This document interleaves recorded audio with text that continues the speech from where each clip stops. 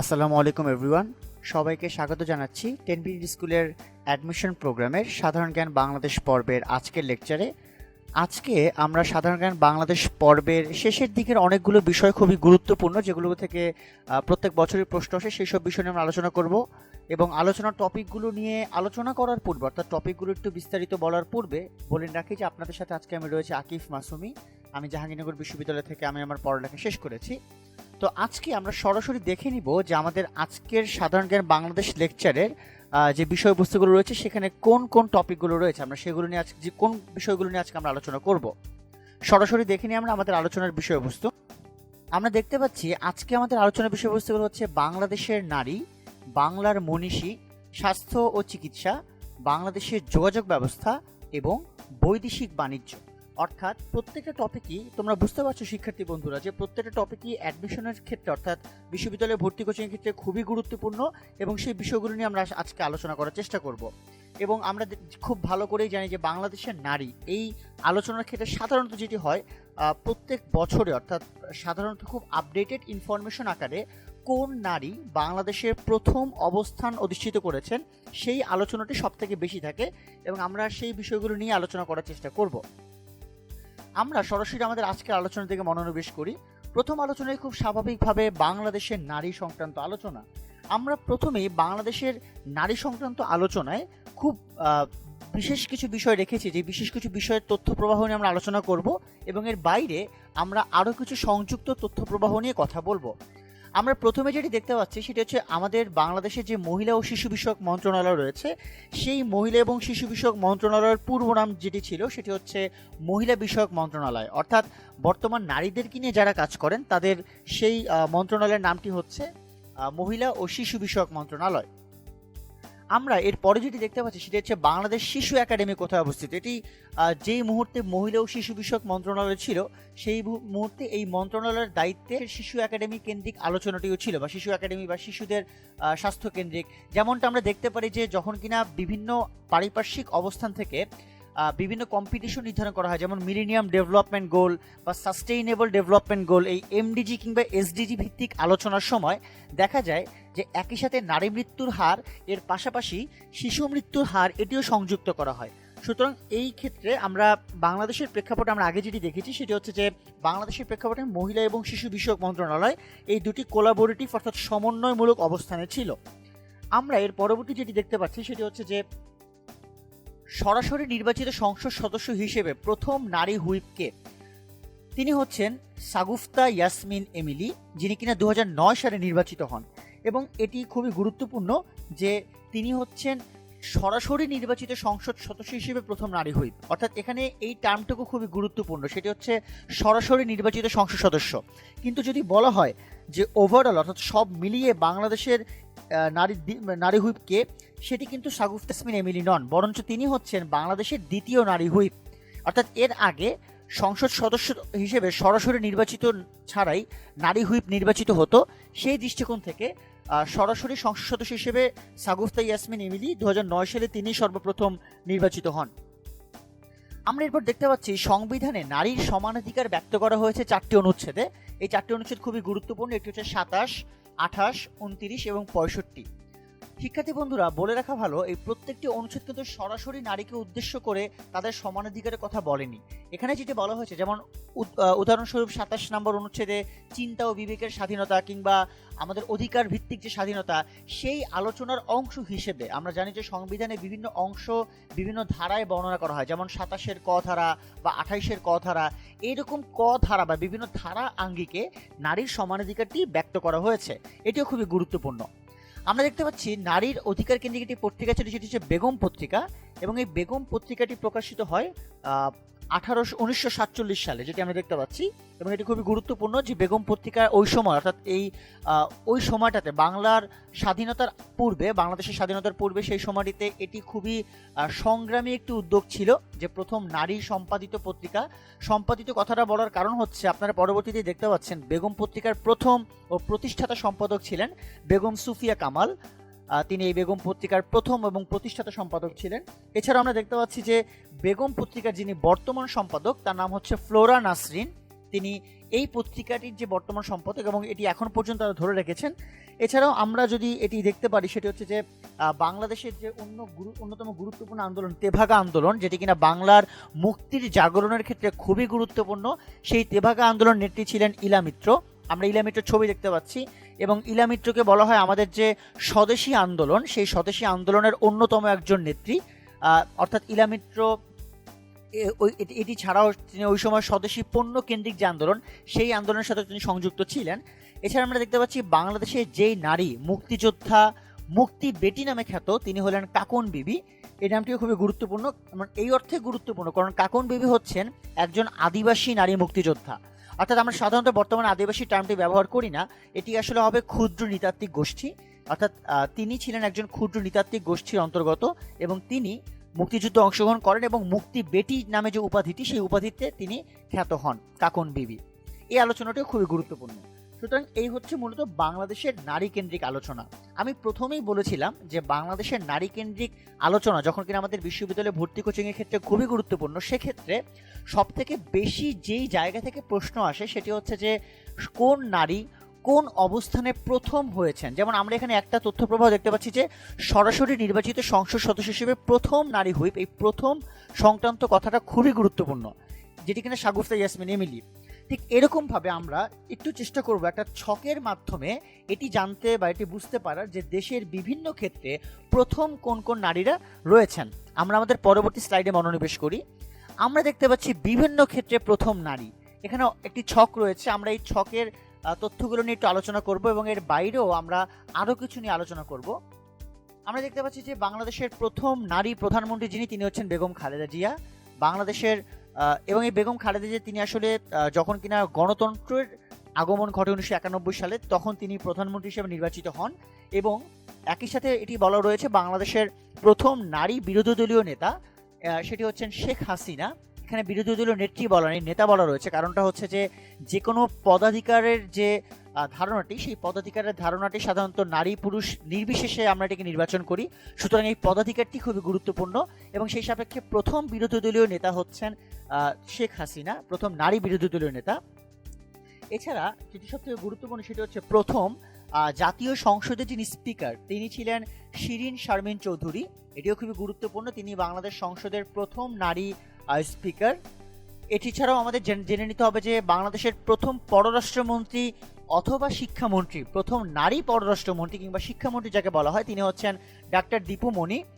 এটি খুব গুরুত্বপূর্ণ। এবং বাংলাদেশের আমরা কিছুক্ষণ আগে জেনেছি যে প্রথম যিনি নারী হুইপ, যিনি কিনা সরাসরি নির্বাচিত সংসদ সদস্য, তিনি হচ্ছেন শাগুফতা ইয়াসমিন এমিলি।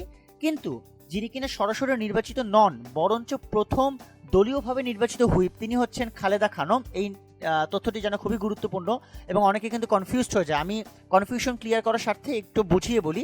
প্রথম নারী হুইপ যদি বলা হয় তাহলে সেটি হবে খালেদা খানম, কিন্তু যদি বলা হয় সরাসরি নির্বাচিত সংসদ সদস্য হিসেবে প্রথম নারী হুইপ, সেক্ষেত্রে উত্তরটি হবে শাগুফতা ইয়াসমিন এমিলি। আমরা দেখতে পাচ্ছি পরবর্তীতে প্রথম সংসদীয় স্থায়ী কমিটির সভাপতি যে নারী ছিলেন, তিনি হচ্ছেন মেহের আফরোজ চুমকি। এছাড়া আমরা দেখতে পাচ্ছি প্রথম যে নারী বাংলাদেশ ব্যাংকের পরিচালক ছিলেন, তিনি হচ্ছেন অধ্যাপিকা হান্নানা বেগম। এটিও খুবই গুরুত্বপূর্ণ একটি তথ্য। প্রথম নারী প্যারেড কমান্ডার যিনি ছিলেন, তিনি হচ্ছেন এলিজা শারমিন।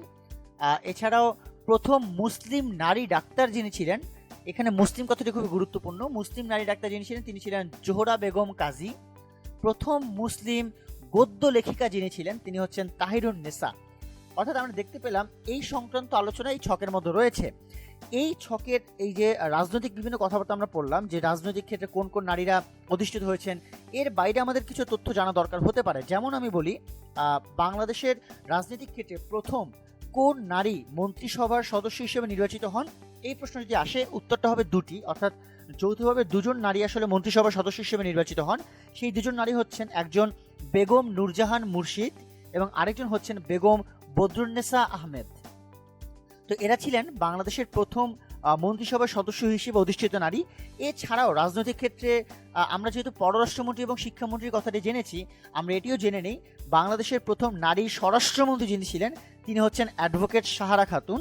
এবং একই সাথে এটিও জেনে নেই যে বাংলাদেশের প্রথম নারী সংসদ উপনেতা যিনি ছিলেন, তিনি হচ্ছেন সৈয়দা সাজেদা চৌধুরী। এবং একই সাথে যেহেতু সংসদ নিয়ে কথা হচ্ছে, এটিও জেনে নেই যে বাংলাদেশের যেই নারী সরাসরি নির্বাচিত সংসদ সদস্য তিনি হচ্ছেন সৈয়দা রাজিয়া ফয়েজ। আবার সবার মধ্যে একটু কনফিউশন তৈরি হতে পারে, আমি আবার ক্লিয়ার করি, খেয়াল করে শুনুন। এখানে তথ্যটি বলা নেই, তাই আমি বারবার বলছি। সেটি হচ্ছে যে বাংলাদেশের সরাসরি নির্বাচিত সংসদ সদস্য তিনি হচ্ছেন সৈয়দা রাজিয়া ফয়েজ, কিন্তু তিনি কিন্তু কোনো হুইপ ছিলেন না, অর্থাৎ তিনি কিন্তু দলীয়ভাবে কোনো হুইপ ছিলেন না। কিন্তু যদি বলা হয় সরাসরি নির্বাচিত সংসদ সদস্য এবং হুইপ, সেই অ্যান্সারটি হবে শাগুফতা ইয়াসমিন এমিলি। কিন্তু যদি বলা হয় সরাসরি নির্বাচিত সংসদ সদস্য নয় কিন্তু নারী হুইপ, তিনি হচ্ছেন খালেদা খানম। আশা করি আমরা এই কনফিউশনটি ক্লিয়ার করতে পেরেছি। এছাড়াও যদি প্রশ্ন আসে বাংলাদেশের প্রথম নারী সচিবকে, উত্তরটি হবে জাকিয়া আক্তার, তিনি প্রথম বাংলাদেশের নারী সচিব। এছাড়াও আমরা যদি আন্তর্জাতিক পরিমণ্ডলের একটু খোঁজ খবর দেখি, তাহলে দেখতে পাবো যে বাংলাদেশের প্রথম যেই নারী জাতিসংঘে নিযুক্ত স্থায়ী প্রতিনিধি হিসেবে নির্বাচিত হন তিনি হচ্ছেন ইসমাত জাহান। এই নামটি খুবই গুরুত্বপূর্ণ, এটা অনেক পরীক্ষায় এসেছে এবং উল্লেখ করেন। আমি বলে দিলাম যে জাতিসংঘে নিযুক্ত প্রথম নারী স্থায়ী প্রতিনিধি যিনি ছিলেন তিনি হচ্ছেন ইসমাত জাহান। আমরা আমাদের পরবর্তী স্লাইডে আরেকটি ছক দেখলে আমরা আরেকটু বেশি তথ্য বুঝতে পারবো বা ক্লিয়ার হতে পারবো। আমরা দেখতে পাচ্ছি বাংলাদেশের প্রথম নারী ভাস্কর যিনি, তিনি হচ্ছেন নভের আহমেদ, এবং তিনি বাংলাদেশের অনেকগুলো ভাস্কর্যের ভাস্কর হিসেবে তিনি খুবই গুরুত্বপূর্ণ একটি অবস্থানে অধিষ্ঠিত রয়েছেন। আমরা দেখতে পাচ্ছি বাংলাদেশের প্রথম যিনি নারী বিচারক তিনি ছিলেন নাজমুন আরা সুলতানা, এবং একই সাথে আমরা দেখতে পাচ্ছি বাংলাদেশের বা যে খুবই লাইব্রেরির বলি কিংবা সাহিত্যের ক্ষেত্রে খুবই গুরুত্বপূর্ণ বাংলা একাডেমি, সেই বাংলা একাডেমির প্রথম নারী মহাপরিচালক ছিলেন নিরিমা ইব্রাহিম, এটিও খুবই গুরুত্বপূর্ণ। একই সাথে বাংলাদেশের আমাদের স্বাধীনতার প্রারম্ভিক ক্ষেত্রে মুক্তিযুদ্ধে যিনি প্রথম নারী শহীদ ছিলেন তিনি ছিলেন মেহেরুন্নেসা, এটিও খুবই গুরুত্বপূর্ণ। বাংলাদেশের প্রথম নারী ব্যারিস্টার যিনি ছিলেন তিনি হচ্ছেন রাবেয়া ভুইয়া, এবং আমরা দেখতে পাচ্ছি বাংলাদেশের প্রথম নারী পাইলট যিনি ছিলেন তিনি হচ্ছেন সৈয়দা কানিজ ফাতেমা রোকসানা। এছাড়াও আমরা দেখতে পাচ্ছি বাংলাদেশের প্রথম নারী পুলিশ সুপার ছিলেন রওশন আরা। বাংলাদেশের প্রথম এএসপি ছিলেন ফাতেমা বেগম। বাংলাদেশের প্রথম যে নারী পিএসসি চেয়ারম্যান হিসেবে ছিলেন তিনি হচ্ছেন ডক্টর ZN তাহমিদা বেগম, এবং বাংলাদেশের প্রথম ভাইস চ্যান্সেলর যিনি ছিলেন, প্রথম নারী ভাইস চ্যান্সেলর তিনি হচ্ছেন অধ্যাপক আনোয়ারা বেগম। আমি শেষ তথ্য থেকে শুরু করে একটু কনফিউশন ক্লিয়ার করি। প্রশ্ন যদি হয় বাংলাদেশের প্রথম নারী ভাইস চ্যান্সেলরকে, অ্যান্সার এটাই হবে যে অধ্যাপক আনোয়ারা বেগম। কিন্তু যদি এটি প্রশ্ন হয় বাংলাদেশের প্রথম কোন নারী পাবলিক বিশ্ববিদ্যালয়ের ভাইস চ্যান্সেলর হন, তাহলে সেই উত্তরটি হবে ডক্টর ফারজানা ইসলাম, যিনি কিনা বর্তমানেও জাহাঙ্গীরনগর বিশ্ববিদ্যালয়ের উপাচার্য হিসেবে রয়েছেন। অর্থাৎ কনফিউশনটি ক্লিয়ার রাখা ভালো। যদি শুধু ভাইস চ্যান্সেলর বা নারী ভাইস চ্যান্সেলর প্রশ্ন আসে অধ্যাপক আনোয়ারা বেগম উত্তর হবে, কিন্তু যদি পাবলিক বিশ্ববিদ্যালয়ের ভাইস চ্যান্সেলরের কথা বলা হয় সেক্ষেত্রে উত্তরটি হবে ডক্টর ফারজানা ইসলাম।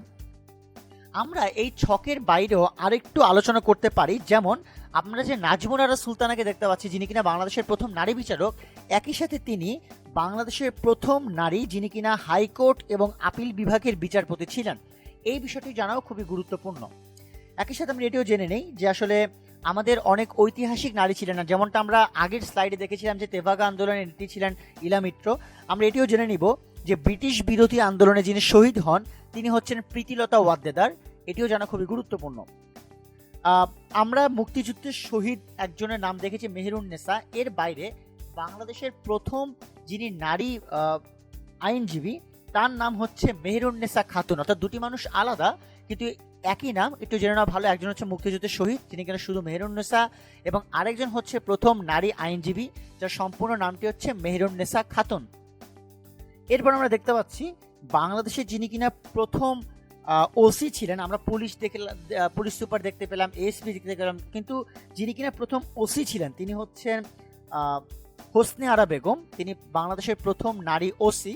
এবং যদি আমরা প্রশ্ন করি প্রথম নারী ডিআইজি কে ছিলেন, তাহলে উত্তরটি হবে ফাতেমা বেগম, অর্থাৎ তিনি এএসপিও ছিলেন প্রথম এবং প্রথম ডিআইজিও ছিলেন। এবং একই সাথে যদি আমরা সেনাবাহিনীর ক্ষেত্রে বলি বাংলাদেশের প্রথম নারী ব্রিগেডিয়ার জেনারেল কে ছিলেন, উত্তরটি হবে সুরাইয়া রহমান, তিনি ছিলেন বাংলাদেশের প্রথম ব্রিগেডিয়ার জেনারেল। কোনো কারণে যদি আমরা একটা চলচ্চিত্রের দিকে মনোনিবেশ করি, যেমনটা হচ্ছে বাংলাদেশের প্রথম নারী মুসলিম অভিনেত্রী ছিলেন বনানী চৌধুরী, এবং যদি বলা হয় বাংলাদেশের প্রথম অভিনেত্রী কে ছিলেন সেটি হবে পূর্ণিমা সেনগুপ্ত। এবং খুব স্বাভাবিকভাবে সেটি বর্তমান যুগের পূর্ণিমা নয়, সেটি খুবই প্রাচীন এবং প্রথম অভিনেত্রী হিসেবে যিনি কিনা খ্যাত। এছাড়াও যদি বলা হয় বাংলাদেশের প্রথম রেল চালক অর্থাৎ রেল গাড়ি চালনা যিনি করেছেন তিনি হচ্ছেন সালমা খান, তিনি প্রথম রেল চালক ছিলেন। প্রশাসনিক ক্ষেত্রে যদি বলি, বাংলাদেশের প্রথম সিটি কর্পোরেশনের মেয়র যিনি ছিলেন নারী, তিনি হলেন ডাক্তার সেলিনা হায়াত আইভি। আমরা সবাই জানি তিনি নারায়ণগঞ্জ সিটি কর্পোরেশনের মেয়র ছিলেন। এছাড়াও আন্তর্জাতিক ক্ষেত্রে বলতে গেলে বাংলাদেশের প্রথম রাষ্ট্রদূত অর্থাৎ নারী রাষ্ট্রদূত কিংবা নারী হাই কমিশনার যেটাই বলি না কেন, তিনি ছিলেন তাহমিনা খান ডলি। এই নামটিও খুব গুরুত্বপূর্ণ, এটি অনেকগুলো পরীক্ষা এসেছে। এছাড়াও আমরা যদি বলি বাংলাদেশের প্রথম যেই নারী এভারেস্ট বিজয় করেন তিনি ছিলেন নিশাত মজুমদার, যেটি কোনো খুবই গুরুত্বপূর্ণ। এবং একই সাথে বাংলাদেশের যেই নারীকে জাতীয় অধ্যাপক অর্থাৎ আমরা যদি অধ্যাপক অফ এমিরেটাস বলি, সেই জাতীয় অধ্যাপক যিনি ছিলেন তিনি হচ্ছেন অধ্যাপিকা সুফিয়া আহমেদ। এই ছিল মোটামুটি আমাদের বাংলাদেশের যে নারীরা রয়েছেন তাদের প্রথম যারা বিভিন্ন অবস্থানে অধিষ্ঠিত রয়েছেন তাদেরকে নিয়ে আলোচনা। আমরা এরপর একটু দেখে নিব, সেটি হচ্ছে আমাদের পরবর্তী স্লাইডটি, যেটি বাংলার মনীষী অর্থাৎ যেই বিখ্যাত ব্যক্তিবর্গ বাংলার বিভিন্ন ঘটনার সাথে সংযুক্ত ছিলেন, সেটি বিভিন্ন ক্ষেত্রে। আমরা কিন্তু বিভিন্ন ক্ষেত্র বেসিসে এই স্লাইডটি সাজিয়েছি, আমরা বিভিন্ন ক্ষেত্র সংক্রান্ত ভাবেই আলোচনাটি করব। আমরা প্রথমে যে মানুষটির নাম দেখতে পাচ্ছি সেটা হচ্ছে ভাই গিরিশচন্দ্র সেন। ভাই নামটি তার উপাধি এবং তিনি এই কারণেই অনেক বেশি বিখ্যাত ছিলেন, কারণটা হচ্ছে তিনি আমাদের পবিত্র আল কুরআন শরীফ প্রথম তিনি বাংলায় অনুবাদ করেন। এছাড়া তার আরও অনেকগুলো কাব্যগ্রন্থ কিংবা তার নিজস্ব কিছু অনুবাদ গ্রন্থ বের হয়েছে, কিন্তু তিনি পবিত্র আল কুরআন প্রথম বাংলায় অনুবাদ করে সবথেকে বেশি বিখ্যাত হন। আমরা দেখতে পাচ্ছি বেগম রোকেয়াকে নিয়ে বলার ক্ষেত্রে আমাদের বেশ কিছু বিষয় জানা দরকার। যেমন বেগম রোকেয়া ছিলেন এমন একজন নারী জাগরণের অগ্রদূত যিনি কিনা মুসলিম সমাজে নারীদের মধ্যে শিক্ষার বিস্তার করার জন্য এবং মুসলিম সমাজে নারীদের অগ্রযাত্রার ক্ষেত্রে তিনি গুরুত্বপূর্ণ ভূমিকা পালন করেন। এবং মোর ইম্পর্টেন্টলি আমাদের যে বিষয়টি জানতে হবে সেটা হচ্ছে তিনি কিন্তু বিভিন্ন কো কারিকুলার অ্যাক্টিভিটি বা সহশিক্ষা কার্যক্রমের ক্ষেত্রে নারীদেরকে উদ্বুদ্ধ করার চেষ্টা করেন। এবং আমরা তার বিভিন্ন সমাজকর্ম লক্ষ্য করতে পারি, তার সাহিত্যের বিভিন্ন পরিধারা লক্ষ্য করতে পারি এবং তার যে এই পরিধি, এই কনসেপ্টটিকে তার নিজস্ব পরিবার থেকেও সেই সমর্থনটি আমরা লক্ষ্য করতে পারি, যে তার নিজস্ব পরিবারের সমর্থনের মাধ্যমে তিনি নিজে ব্যক্তিগতভাবে কীভাবে নিজের উন্নয়নটি সাধন করেন। এবং এটি আসলে নারীদের জন্য একটি বড় ধরনের শিক্ষা যে আসলে এইরকমভাবে উন্নয়নটি করা সম্ভব। সো এই ছিল মূলত বেগম রোকেয়াকে নিয়ে বক্তব্য। আমরা দেখতে পাচ্ছি পরবর্তীতে ধীরেন্দ্রনাথ দত্ত, আরেকজন গুরুত্বপূর্ণ মনীষী যিনি ধীরেন্দ্রনাথ দত্ত, এবং তিনি আসলে অনেকগুলো কৃতিত্ব তার রয়েছে। তার সব থেকে ইম্পর্টেন্ট বা মূল কৃতিত্ব যেটি আমরা তাকে বলবো সেটি হচ্ছে তিনি পাকিস্তানের গণপরিষদে সর্বপ্রথম বাংলাকে পাকিস্তানের অন্যতম রাষ্ট্রভাষা করার জন্য দাবি জানান। অর্থাৎ এটি কিন্তু এই কারণেই আমরা মূলত ম্যাক্সিমাম ক্ষেত্রে ধীরেন্দ্রনাথ দত্তের নামটি শুনে থাকি এবং ধীরেন্দ্রনাথ দত্ত এই কারণে আলোচিতও বটে। সেই এই জায়গাটি খুবই গুরুত্বপূর্ণ। ধীরেন্দ্রনাথ দত্তের যে অবদানটি আমি আবারও বললাম যে বাংলাকে পাকিস্তানের অন্যতম রাষ্ট্রভাষা করার যে দাবি, সেই দাবিতে তিনি বরাবরের মতোই সোচ্চার ছিলেন। আমরা এর পরবর্তীতে দেখতে পাচ্ছি ডক্টর মোহাম্মদ শহীদুল্লাহ, এবং ডক্টর মোহাম্মদ শহীদুল্লাহকে বলা হয় একজন বিখ্যাত ভাষাবিদ। তিনি আমাদের বাংলাদেশের একজন বিখ্যাত ভাষাবিদ ছিলেন, একই সাথে তিনি ভাষা বিজ্ঞানী ছিলেন এবং তাকে বলা হয় বহু ভাষাবিদ, কেননা তিনি অনেকগুলো ভাষা তার আয়ত্তে ছিল, সেই অর্থে বলা হয়। আমরা এর পরবর্তীতে যে মনীষীর নাম দেখতে পাচ্ছি তিনি হচ্ছেন ওস্তাদ আলাউদ্দিন খাঁ। আমাদের সাংস্কৃতিক যে পরিমণ্ডলটি রয়েছে সেই সাংস্কৃতিক পরিমণ্ডলে ওস্তাদ আলাউদ্দিন খাঁ খুবই পরিচিত একটি নাম। এবং আমরা একটু জেনে নিব যে ওস্তাদ আলাউদ্দিন খাঁ তিনি একজন বিখ্যাত সুরকার ছিলেন এবং তার জন্ম হয়েছে বাংলাদেশের ব্রাহ্মণবাড়িয়া যে অঞ্চলটি সেই অঞ্চলে। এবং ওস্তাদ আলাউদ্দিন খাঁ তিনি একজন বিখ্যাত সুরকার এবং উপমহাদেশের একজন বিখ্যাত সাধক হিসেবে ছিলেন। এর পরবর্তীতে আমরা যে নামটি দেখতে পাচ্ছি সেটা হচ্ছে বেগম সুফিয়া কামাল, এবং এই নামটি অনেক বেশি পরিচিত বাংলাদেশের অনেকের সাথে। এবং যেই কারণে সবথেকে বেশি পরিচিত আমি প্রথমে বলেছি যে বাংলাদেশের নারী জাগরণের ক্ষেত্রে সবথেকে গুরুত্বপূর্ণ একটি ভূমিকা পালন করে একটি পত্রিকা, যে পত্রিকার নাম হচ্ছে বেগম। এবং এই বেগম পত্রিকাটি 1947 সালে প্রতিষ্ঠিত হয় এবং এই 1947 সালে প্রকাশিত এই পত্রিকার প্রথম এবং প্রতিষ্ঠাতা সম্পাদক তিনি ছিলেন বেগম সুফিয়া কামাল। এবং তিনি একই সাথে আমাদের স্বাধীনতা ভিত্তিক অনেকগুলো রচনা লেখার মাধ্যমে মুক্তিযুদ্ধ ভিত্তিক সাহিত্যে অনেক গুরুত্বপূর্ণ অবদান রাখেন। এছাড়াও আমরা আরও অনেকগুলো মনীষী রয়েছে, আরও অনেক মনীষীদের নাম আমরা বলতে পারি। যেমনটা আমরা বলতে পারি যে খুব অতীতে যদি আমরা চলে যাই তাহলে ঈশা খাঁ, যিনি কিনা 12 ভূঁইয়াদের নেতা ছিলেন, তিনি একজন গুরুত্বপূর্ণ মনীষী। এছাড়া মহাকবি আলাওল, যিনি কিনা পদ্মাবতী রচনা করেছেন। আমরা নবাব সিরাজউদ্দৌলার কথা জানি, কিংবা রাজা রামমোহন রায়, যিনি কিনা আহ, তার অনেকগুলো সংস্কারপন্থী অবস্থান আমরা জানি। হাজী শরীয়তুল্লাহ, যিনি কিনা ফরাজি আন্দোলনের নেতা ছিলেন। মাইকেল মধুসূদন দত্ত নীলদর্পণ নাটকটি অনুবাদ করেছিলেন। অনেকে মনে করেন যে এটি জেমস লং অনুবাদ করেছিলেন এবং এই জন্য তার কারাগারে যেতে হয়, সেটি নিয়ে বিতর্ক রয়েছে। এছাড়া বিষাদ সিন্ধু এটি মাইকেল মধুসূদন দত্ত নয় বরং মীর মোশাররফ হোসেন রচনা করেন। এছাড়া আমরা জানি আচার্য প্রফুল্লচন্দ্র রায়, যিনি কিনা একজন বিখ্যাত রসায়নবিদ ছিলেন। এটি খুবই গুরুত্বপূর্ণ, আমরা অনেকেরই জানি না, এবং এই প্রশ্নটি কিন্তু আসে আনকমন হিসেবে, যে বাংলাদেশের বাংলার একজন প্রখ্যাত রসায়নবিদ ছিলেন আচার্য প্রফুল্লচন্দ্র রায়। এছাড়াও স্বামী বিবেকানন্দ, যিনি কিনা বিভিন্ন উক্তি কিংবা তার সাহিত্য ভিত্তিক সমন্বয়ের মাধ্যমে বিখ্যাত ছিলেন। নবাব সলিমুল্লাহর আমরা অবস্থান জানি, যিনি কিনা মুসলিম লীগের প্রতিষ্ঠাতা ছিলেন। এছাড়াও মানব কল্যাণের ত্যাগের জন্য যিনি কিনা দেশবন্ধু হিসেবে পরিচিতি লাভ করেন, তিনি ছিলেন চিত্তরঞ্জন দাস। বাংলা ভাষার একজন শ্রেষ্ঠ পুঁথি সংগ্রাহক ছিলেন, যিনি কিনা আব্দুল করিম, যার উপাধিকে বলা হয় সাহিত্য বিশারদ। এরকম আরও অনেক মনীষী আমাদের বাংলার ছিলেন। এছাড়া আমরা বলতে পারি আমাদের স্বাধীন চেতা একজন সশস্ত্র বিপ্লবী ছিলেন, যার নাম হচ্ছে বাঘা যতীন। বাংলা সাহিত্যের একজন শ্রেষ্ঠ শিশু সাহিত্যিক ছিলেন সুকুমার রায়, যার নামটিও খুবই গুরুত্বপূর্ণ। এছাড়াও আমরা যে ব্রিটিশ বিরোধী আন্দোলনের কথা শুরুতে বললাম, সেই ব্রিটিশ বিরোধী ক্ষুদিরাম বসু, যাকে কিনা 1908 সালে ফাঁসি দেওয়া হয়। আমরা হোসেন শহীদ সোহরাওয়ার্দী, যিনি কিনা পাকিস্তানের প্রধানমন্ত্রীও ছিলেন 1956 সালে। আমরা বিজ্ঞানী মেঘনাদ সাহা, এই নামটি খুবই গুরুত্বপূর্ণ, কারণ তিনি হচ্ছেন আয়ন তত্ত্ব এবং জ্যোতি পদার্থবিদ্যা সৃষ্টির একটি নতুন দিগন্ত উন্মোচন তিনি করেন। আমরা ব্রিটিশ বিরোধী ক্ষেত্রে মাস্টারদা সূর্য সেনের খবরটি জানি, যিনি কিনা একজন বিপ্লবী বীর ছিলেন, যাকে কিনা 1934 সালে ফাঁসি দেওয়া হয়। এছাড়া আমরা সত্যজিৎ রায়ের কথা জানি, যিনি কিনা বিভূতিভূষণ বন্দ্যোপাধ্যায়ের পথের পাঁচালী নিয়ে চলচ্চিত্র রচনা করেন। রণদা প্রসাদ সাহা, যিনি কিনা সমাজসেবক দানবীর ছিলেন। এছাড়াও নেতাজি সুভাষচন্দ্র ছিলেন বাংলার, যিনি কিনা বিখ্যাত একটি উক্তি করেছিলেন যে তোমরা আমাকে রক্ত দাও, আমি তোমাদেরকে স্বাধীনতা দিব।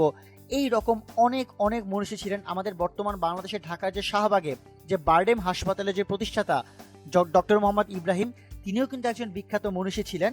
এবং এছাড়া আমরা যদি বাংলাদেশের একজন শ্রেষ্ঠ কিংবদন্তি জাদু সম্রাটের কথা বলি, তিনি ছিলেন পিসি সরকার, তিনিও একজন বিখ্যাত মনীষী। এরকম আরও অনেক মনীষী বাংলার ছিলেন। আমি যাদের নাম উচ্চারণ করলাম, যাদের ছবি আমরা এখানে দেখতে পাচ্ছি, তারা তো অবশ্যই তাদেরকে আমরা তাদের ছবিগুলো আমরা এখানে দেখার কারণে তাদের তথ্যগুলো আমরা ভিজুয়ালাইজ করতে পারবো। এর বাইরেও কিন্তু আমি আরও অনেক মনীষীর কথা বললাম।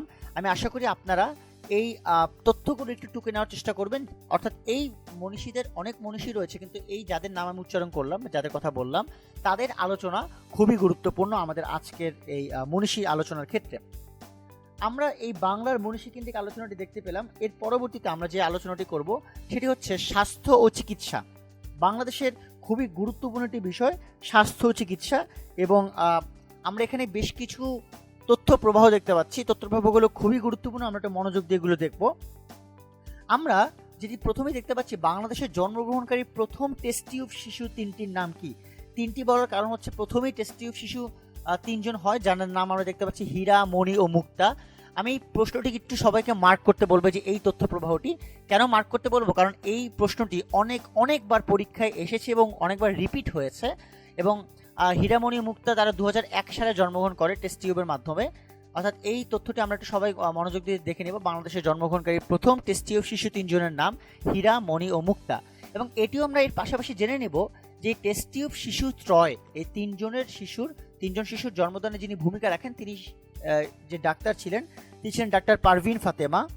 তার নামটিও খুবই গুরুত্বপূর্ণ। একই সাথে আমরা একটু জেনে নিব যে বাংলাদেশের প্রথম হিমায়িত ভ্রূণ শিশু, অর্থাৎ যে ভ্রূণটিকে হিমাগারে রাখার পরবর্তীতে তাকে জন্মদান করা হয়, এবং সেই ভ্রূণ শিশু যার নাম ছিল অপ্সরা, সেই অপ্সরার যিনি রূপকার, অর্থাৎ তাকে এই হিমায়িত ভ্রূণ শিশু হিসেবে তাকে জন্ম প্রদানের ক্ষেত্রে বা জন্মদানের ক্ষেত্রে যিনি ভূমিকা রাখেন, তিনি ছিলেন ডাক্তার রাশিদা বেগম। এই নামটিও খুবই গুরুত্বপূর্ণ। আমরা দেখতে পাচ্ছি বাংলাদেশের একমাত্র সরকারি ওষুধ প্রতিষ্ঠান, এটি তেজগাঁতে অবস্থিত, আমরা অনেকেই জানি, এটা হচ্ছে এসেনশিয়াল ড্রাগস কোম্পানি লিমিটেড। এটি আমরা এটা জেনে নিব। এই প্রশ্নটি অনেকবার পরীক্ষা এসেছে, বাংলাদেশের একমাত্র সরকারি ওষুধ প্রতিষ্ঠান কোনটি? আমরা অনেকেই এটি প্রতীক সম্পর্কিত প্রশ্ন আসে, দুটি প্রতীক খুবই মনোযোগ দিয়ে আমরা দেখব। সবুজ ছাতা, এটি হচ্ছে স্বাস্থ্য পরিচর্যার প্রতীক, এবং সূর্যের হাসি, এটা হচ্ছে পারিবারিক স্বাস্থ্যসেবার প্রতীক। অর্থাৎ আমরা অনেক সময় আমাদের বাংলাদেশ টেলিভিশনে এই ধরনের বিজ্ঞাপন দেখতে পারি, সরকারি বিজ্ঞাপন যেগুলো, অর্থাৎ এই বিজ্ঞাপনগুলো থেকেও কিন্তু অনেক সময় প্রশ্ন হয় যে স্বাস্থ্য পরিচর্যার প্রতীক অর্থাৎ সবুজ ছাতা কিসের প্রতীক? এই আলোচনাগুলোটা আমরা জেনে নিব। সবুজ ছাতা হচ্ছে স্বাস্থ্য পরিচর্যার প্রতীক এবং সূর্যের হাসি এটি হচ্ছে পারিবারিক স্বাস্থ্য সেবার প্রতীক। আমরা এর পরবর্তীতে স্বাস্থ্য চিকিৎসার আরও কিছু আলোচনা দেখতে পারি, যেমন পরমাণু চিকিৎসা কেন্দ্র বাংলাদেশের স্বাস্থ্য ক্ষেত্রে কিন্তু খুবই গুরুত্বপূর্ণ একটি বিষয়, এবং আমরা এটি দেখেছি যে বাংলাদেশের যে কিছুদিন আগে সোসাইটি অফ নিউক্লিয়ার মেডিসিনের আন্ডারে বাংলাদেশের যে 23তম জাতীয় সম্মেলনটি হলো, সেখানে আমরা দেখেছি যে অনেকগুলো পরমাণু মেডিসিন সেন্টারের কথা বলা হচ্ছে, যেখানে কিনা দেশের 15টি নিউক্লিয়ার মেডিসিন সেন্টার বা পরমাণু চিকিৎসা কেন্দ্র যেটি কিনা স্বাস্থ্যসেবায় অনন্য অবদান রেখেছে, সেই কথাগুলো বলা হচ্ছে। সো আমরা এটি বুঝতে পারি যে বাংলাদেশে বর্তমানে পরমাণু চিকিৎসা কেন্দ্র রয়েছে সর্বমোট 15টি। আমরা দেখতে পাচ্ছি জাতীয় শিশু নীতি গৃহীত হয় 1994 সালে, খুবই গুরুত্বপূর্ণ, কারণ এর পরবর্তীতে কিন্তু বাংলাদেশের শিশু স্বাস্থ্যের যে অবস্থা সেটি উন্নত হয়। এরপর আমরা দেখতে পাচ্ছি যে দেশের প্রথম সরকারি মেডিকেল যেটি, সেটি হচ্ছে ঢাকা মেডিকেল কলেজ, এটি খুবই গুরুত্বপূর্ণ। এছাড়া দেশের প্রথম সরকারি বিশ্ববিদ্যালয় যেটি, সেটা হচ্ছে বঙ্গবন্ধু শেখ মুজিব মেডিকেল বিশ্ববিদ্যালয়, BSMMU যেটাকে বলা হয়, এটি হচ্ছে দেশের প্রথম সরকারি বিশ্ববিদ্যালয়। আমরা দেখতে পাচ্ছি যে আমাদের দেশে অনেকগুলো ভাসমান হাসপাতাল রয়েছে, যারা কিনা বিভিন্ন এলাকায় গিয়ে চিকিৎসা দান করে থাকে। দেশের সর্বশেষ ভাসমান হাসপাতালের নাম হচ্ছে রংধনু। এই নামটি জানার মধ্যে খুব গুরুত্বপূর্ণ, এবং এটিও আপডেট থাকতে হবে যে পরবর্তীতে কোনো ভাসমান হাসপাতাল রয়েছে কিনা। এছাড়া দেশে বর্তমান মেডিকেল বিশ্ববিদ্যালয় রয়েছে মোট 4টি। এইটি উত্তরটিও পরিবর্তনশীল, তবে এখন পর্যন্ত উত্তরটি অথেন্টিক। যেমন এই ধরনের পরিবর্তনশীল উত্তরগুলো আমরা একটু মনোযোগ দিয়ে বোঝার চেষ্টা করব। যেমন আমি আরেকটা তথ্য বলে দের বাইরে, যেমন বাংলাদেশের সরকারি ডেন্টাল ইউনিট রয়েছে 9টি, সেই উত্তরটিও পরিবর্তনশীল। অর্থাৎ বাংলাদেশে নতুন কোনো ডেন্টাল ইউনিট সেটি তৈরি হতেও পারে সরকারি। আপাতত সরকারি ডেন্টাল ইউনিট সর্বমোট 9টি। অর্থাৎ আমরা এই তথ্যের বাইরেও আরেকটি তথ্য জেনে নিলাম। এর পরবর্তীতে আমরা দেখতে পাচ্ছি স্বাস্থ্য সংক্রান্ত কিছু তথ্যকণিকা। এই বিষয়টি খুবই গুরুত্বপূর্ণ। এখানে আমরা আজকের স্লাইডের বাইরেও একটু আলোচনা করব, কারণ আমরা সবাই জানি যে আমাদের বর্তমানে কোভিড-19 যে করোনা ভাইরাস আমরা যেটাকে বলি, সেই করোনা ভাইরাসের সংক্রমণের যে অবস্থানটি সেটা অনেক বেশি ছড়িয়ে গিয়েছে। এই বিষয়টা আমরা একটু জানবো। তার আগে আমরা স্বাস্থ্য সংক্রান্ত দেশীয় তথ্যকণিকাগুলো একটু জেনে নেই। আমরা এখানে যেটি দেখতে পাচ্ছি সেটা হচ্ছে বার্ড ফ্লু ভাইরাসের অ্যাকচুয়াল নামটি কি। সেই অ্যাকচুয়াল নামটা হচ্ছে H5N1। এই সমীকরণটি আমরা একটু মনে রাখার চেষ্টা করব, কারণ বার্ড ফ্লু একটা সময় খুবই মহামারী আকার ধারণ করেছিল, সেটি বাংলাদেশেও ছিল। বাংলাদেশের আরেকটি মহামারী ছিল আর্সেনিক। আমরা পরবর্তী তথ্য প্রবাহে দেখতে পাচ্ছি সেটা হচ্ছে আর্সেনিকের মাত্রা সবচেয়ে বেশি হচ্ছে চাঁদপুর জেলায়। এটি খুবই গুরুত্বপূর্ণ একটি আলোচনা, কারণ ওই জেলাতে সব থেকে বেশি মাত্রা ছিল আর্সেনিকের, চাঁদপুর জেলায়। ঢাকা মেডিকেল কলেজ এটি প্রতিষ্ঠিত হয় 1946 সালে। এটি খুবই গুরুত্বপূর্ণ। আমরা যেটিকে বাংলাদেশের বর্তমানে একটি গুরুত্বপূর্ণ সরকারি মেডিকেল কলেজ হিসেবে আখ্যা দিয়ে থাকে, ঢাকা মেডিকেল কলেজ, সেটি কিনা 1946 সালে প্রতিষ্ঠিত হয়। বাংলাদেশে পরিবার পরিকল্পনা কর্মসূচি গ্রহণ করা হয় 1976 সালে। এটিও খুবই গুরুত্বপূর্ণ, কারণ স্বাধীন বাংলাদেশ পরবর্তীতে খুব সংক্ষেপে অর্থাৎ 1976 সালের মধ্যেই বাংলাদেশের পরিবার পরিকল্পনা কর্মসূচি গ্রহণ করা হয়। এছাড়া আমরা দেখতে পাচ্ছি বাংলাদেশে সম্প্রসারিত টিকাদান কর্মসূচি গ্রহণ করা হয় 1985 সালে। এটিও খুবই গুরুত্বপূর্ণ, কারণ বিভিন্ন রোগের টিকা অনেক সময় আবিষ্কৃত হয়নি বা হয়েছে। বাংলাদেশ চেষ্টা করেছে স্বাধীনতার পরবর্তী সময় আপডেটেড থাকার। হেপাটাইটিস বি থেকে শুরু করে বিভিন্ন টিকা সেই কর্মসূচি তারা 1985 সালের মধ্যে গ্রহণ করে। এছাড়া প্রথম জাতীয় টিকা দিবস পালন করা হয় 1995 সালে। এটিও খুবই গুরুত্বপূর্ণ। সালভিত্তিক বিষয়গুলোকে আমরা সিরিয়ালে রেখেছি, এটা একটু মনোযোগ দিয়ে বোঝার চেষ্টা করব। বাংলাদেশে গলগণ্ড রোগে আক্রান্তের হার হচ্ছে 47%, এবং সবচেয়ে বেশি আক্রান্ত হয়েছে জামালপুর এলাকায়। এটি আমরা একটু জানার চেষ্টা করব যে বাংলাদেশে যেহেতু আয়োডিনের অভাবে যে রোগটি হয় সেটিকে গলগণ্ড রোগ বলা হয়। সারা বিশ্বকে পোলিও মুক্ত ঘোষণা করা হয় 2005 সালে, এবং বাংলাদেশেও কিন্তু পোলিও রোগটি ছিল, এবং খুব স্বাভাবিকভাবে বাংলাদেশও তাদের নিজস্ব উদ্যোগে এই রোগটিকে নির্মূল করতে সফল হয়। অরবিস ইন্টারন্যাশনাল হলো একটি বিশ্বের উড়ন্ত চক্ষু হাসপাতাল। অর্থাৎ এটি হচ্ছে অরবিস ইন্টারন্যাশনাল, যেটি কিনা সারা বিশ্বে চক্ষু পরীক্ষা করার ক্ষেত্রে তারা সারা বিশ্বে এই সেবা প্রদান করে থাকে। দেশের মানসিক ব্যাধি হাসপাতাল যেখানে অবস্থিত সেটা হচ্ছে পাবনার হেমায়তপুর। আমরা অনেকেই জানি দেশের মানসিক ব্যাধি হাসপাতালের যে অবস্থানটি। বাংলাদেশকে গুটি বসন্ত মুক্ত করা হয় 1977 সালে। এটি খুবই গুরুত্বপূর্ণ একটি প্রশ্ন, কারণ এটি অনেকবার বিভিন্ন বিগত বছরের প্রশ্নে চলে এসেছে। এছাড়াও আমরা দেখতে পাচ্ছি সর্বশেষ হেলথ সিটি বলা হয় চট্টগ্রামকে। এটিও খুবই গুরুত্বপূর্ণ, হেলথ সিটি চট্টগ্রামকে এটি বলা হয়। এবং আমি একটু বলে রাখি, সেটা হচ্ছে আমাদের এর বাইরেও আরও কিছু সালভিত্তিক প্রশ্ন থাকতে পারে। যেমন আমরা এটি যখন জেনে নিলাম যে ঢাকা মেডিকেল কলেজ 1946 সালে প্রতিষ্ঠিত হয়, আমরা এটিও জানার চেষ্টা করি যে ঢাকা ডেন্টাল কলেজ এটি কিন্তু প্রতিষ্ঠিত হয় 1961 সালে। এটি খুবই গুরুত্বপূর্ণ। আবার আমরা আগের স্লাইডে কিন্তু বঙ্গবন্ধু শেখ মুজিব মেডিকেল বিশ্ববিদ্যালয়ের খবরটি জেনেছি, যে এটি দেশের প্রথম সরকারি মেডিকেল বিশ্ববিদ্যালয়। আমরা এটিও জেনে নিই যে এটি প্রতিষ্ঠিত হয় কত সালে। এটি প্রতিষ্ঠিত হয় 1998 সালে, এটি আমরা একটু জেনে নিলাম। এছাড়াও আমরা যদি দেখতে পারি যে এই যে আমরা দেখতে পাচ্ছি যে হেলথ সিটি বলা হয় কিংবা বাংলাদেশ গুটি বসন্তমুক্ত হয়, এই রেফারেন্সটি কাদের মাধ্যমে, অর্থাৎ এটিকে কারা অথরিটি হিসেবে এই অ্যানাউন্সমেন্টটি করে, তারা হচ্ছে WHO, অর্থাৎ WHO বা ওয়ার্ল্ড হেলথ অর্গানাইজেশন। তারাই বাংলাদেশকে গুটি বসন্তমুক্ত ঘোষণা করে 1977 সালে। এছাড়া তারাই বাংলাদেশের চট্টগ্রাম নামক এরিয়াকে তারা হেলথ সিটি হিসেবে আখ্যা দিয়ে থাকে। এছাড়া আমরা বাকি বিষয়গুলো দেখতে পেলাম অরবিসের কথা, এবং আমরা একটু জেনে নিই অরবিস ইন্টারন্যাশনাল, যেটি কিনা যেহেতু বলা হলো বিশ্বের উড়ন্ত চক্ষু হাসপাতাল, যেহেতু এটি সারা বিশ্বে পরিভ্রমণ করে, সুতরাং এটি বাংলাদেশেও আসে। আমরা একটু জেনে নিব যে অরবিস সর্বপ্রথম বাংলাদেশে আসে 1985 সালে। এটি খুবই গুরুত্বপূর্ণ।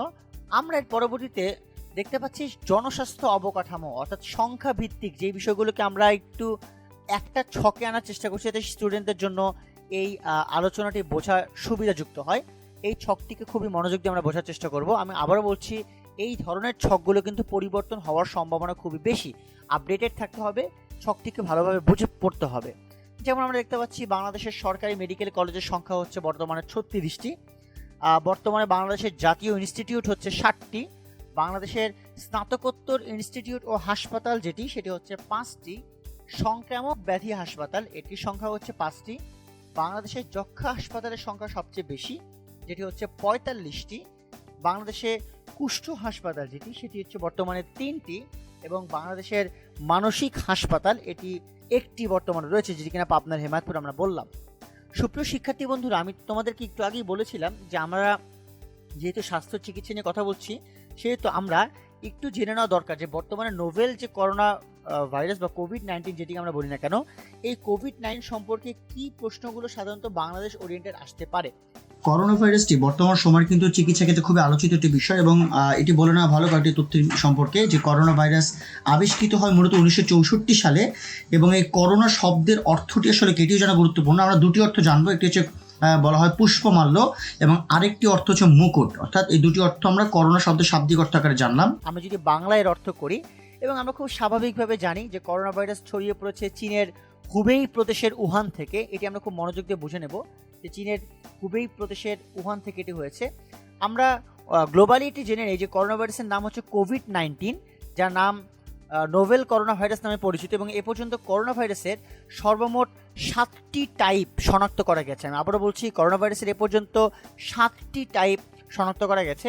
এবং বাংলাদেশে কিন্তু এই মহামারীর আওতামুক্ত এখনও নয়, এখনও বাংলাদেশে মানুষ মারা যাচ্ছে। আমি যেই মুহূর্তে ক্লাসটি রেকর্ড করছি সেই মুহূর্ত পর্যন্ত এমনকি ওয়ার্ল্ড হেলথ অর্গানাইজেশন বা WHO তারা করোনা ভাইরাসকে প্যান্ডেমিক বা মহামারী হিসেবে কিন্তু ঘোষণা করেছে এই বছরের 2020 সালের 11ই মার্চ।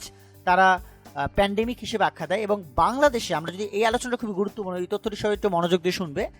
বাংলাদেশে প্রথম কোভিড-19 রোগী শনাক্ত করা হয় 2020 সালের 8ই মার্চ। অর্থাৎ আমরা আবার একটু রিপিট করি, 2020 সালের 8ই মার্চ প্রথম করোনা রোগী শনাক্ত হয়, এবং 2020 সালের 11ই মার্চ সারা বিশ্বে করোনাকে প্যান্ডেমিক বা মহামারী হিসেবে আখ্যা দেওয়া হয়। আমরা সবাই জানি যে করোনা ভাইরাসের যে বিভিন্ন সংক্রমণ ভিত্তিক যে অবস্থান, সেই ব্রিফিংটি আমরা প্রত্যেক দিন দুপুরে জানতে পারি। এবং সেই দুপুরে আমরা যে অবস্থান থেকে জানতে পারি সেটা হচ্ছে IEDCR। আমরা এর পূর্ণরূপটিও জেনে নিব। IEDCR এর পূর্ণরূপ হচ্ছে institute of epidemiology, disease control and research. এটি হচ্ছে মূলত IEDCR এর পূর্ণরূপ। IEDCR এর বর্তমান পরিচালক হচ্ছেন ডক্টর তাহমিনা শিরিন, তিনি বর্তমান মহাপরিচালক।